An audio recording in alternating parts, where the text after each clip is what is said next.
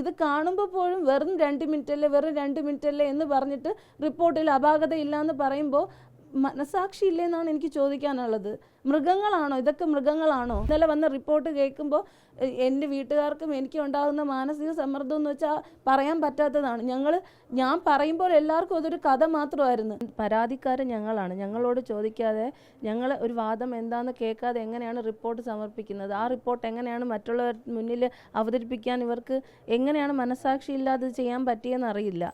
പേഷ്യൻറ്റിനെക്കാളും പാനിക്കാവുന്ന ഒരു ഡോക്ടറാണെങ്കിൽ എന്തിനാണ് അവർ നൈറ്റ് ഡ്യൂട്ടിക്ക് ഇടുന്നത്? വെറും 2 മിനിറ്റാണ് ഞങ്ങൾ പുറത്ത് നിന്നതെന്ന് പറയുന്നു.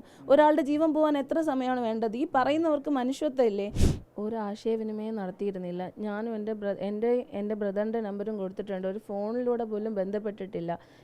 പരാതിക്കാരൻ ഞങ്ങളാണ്. ഞങ്ങളോട് ചോദിക്കാതെ, ഞങ്ങൾ ഒരു വാദം എന്താണെന്ന് കേൾക്കാതെ എങ്ങനെയാണ് റിപ്പോർട്ട് സമർപ്പിക്കുന്നത്? ആ റിപ്പോർട്ട് എങ്ങനെയാണ് മറ്റുള്ളവർ മുന്നിൽ അവതരിപ്പിക്കാൻ ഇവർക്ക് എങ്ങനെയാണ് മനസാക്ഷി ഇല്ലാതെ ചെയ്യാൻ പറ്റിയെന്ന് അറിയില്ല. പിന്നെ ഇവിടെ പ്രാഥമിക ചികിത്സ എല്ലാം കൊടുത്തു എന്നാണ് ഇതിൽ പറയുന്നത്. ആദ്യം അകത്ത് കയറി 3 മിനിറ്റോളം വെറുതെ നിന്നു. ആകെ കൊടുത്തത് 1 മിനിറ്റിൽ താഴെ നെബുലൈസേഷൻ, അതും മരുന്നൊഴിക്കാതെ കൊടുത്തു. അതിൽ പകുതി മിനിറ്റ് മാത്രമേ ഓക്സിജൻ്റെ സംഭവം കൊടുത്തിട്ടുള്ളൂ. പിന്നെ ഒന്നും ചെയ്തിട്ടില്ല. പിന്നെ ചെയ്തത് വീൽ ചെയറിൽ കയറ്റി, പിന്നെ ആംബുലൻസിൽ കയറ്റി. ഇതിലെവിടെയാണ് പ്രാഥമിക ചികിത്സ? ഇതാണോ പ്രാഥമിക ചികിത്സ എന്ന് പറയുന്നത്?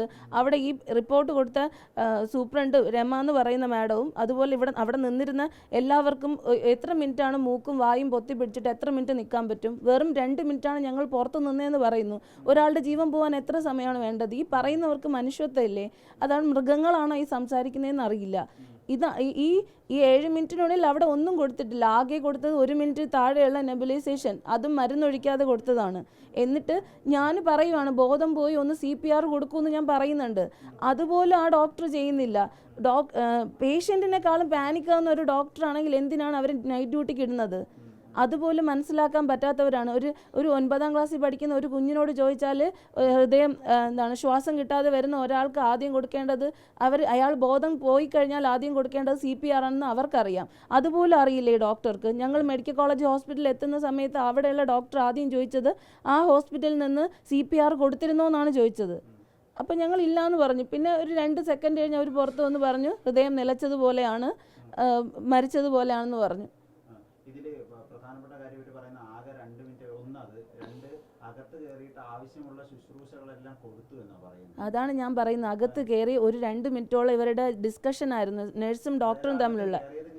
അതെ, അകത്ത് ഇല്ല. ഒരു ഡോക്ടർക്ക് ഒരു പേഷ്യൻറ്റിനെ നോക്കാനുള്ള ഒരു മിനിമം അല്ലെങ്കിൽ ഏറ്റവും കുറഞ്ഞ സമയം കൊണ്ട് 2 മിനിറ്റ് വേണ്ടേ? അത് കഴിഞ്ഞ് ഈ നെബുലൈസേഷൻ പ്രിപ്പയർ ചെയ്യാൻ 2 മിനിറ്റ് വേണ്ടേ? അകത്ത് കയറി 7 മിനിറ്റിൽ പുറത്തിറങ്ങുന്നെങ്കിൽ സാമാന്യ ബോധമുള്ള ഒരാൾക്ക് മനസ്സിലായിക്കൂടെ അവിടെ ഒന്നും കൊടുത്തിട്ടില്ല എന്ന്. ആദ്യം അകത്ത് കയറി 2 മിനിറ്റോളം ഇവർ ഡിസ്കഷനാണ്. അപ്പം ഞാൻ പറയുകയാണ്, മെനഞ്ഞാന്ന് കൊണ്ടുവന്നതല്ല, ഒരു ആവിയെങ്കിലും കൊടുക്കുമെന്ന് പറയുമ്പോൾ വെറുതെ സ്വിച്ച് തരികയാണ്. അപ്പോഴും ഓക്സിജൻ കൂടെ കൊടുത്തിട്ടില്ല.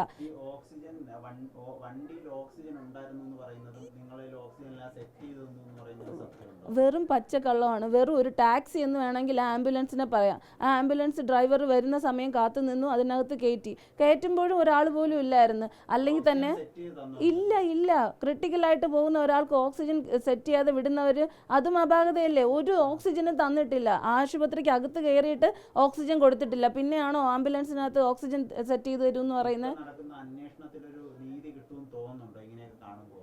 എനിക്ക് പറയാനുള്ളത് നീതി കിട്ടണം. അതുവരെ ഞാൻ മുന്നോട്ട് പോകും. ഇപ്പം ഇന്നലെ വന്ന റിപ്പോർട്ട് കേൾക്കുമ്പോൾ എൻ്റെ വീട്ടുകാർക്കും എനിക്കും ഉണ്ടാകുന്ന മാനസിക സമ്മർദ്ദം എന്ന് വെച്ചാൽ പറയാൻ പറ്റാത്തതാണ്.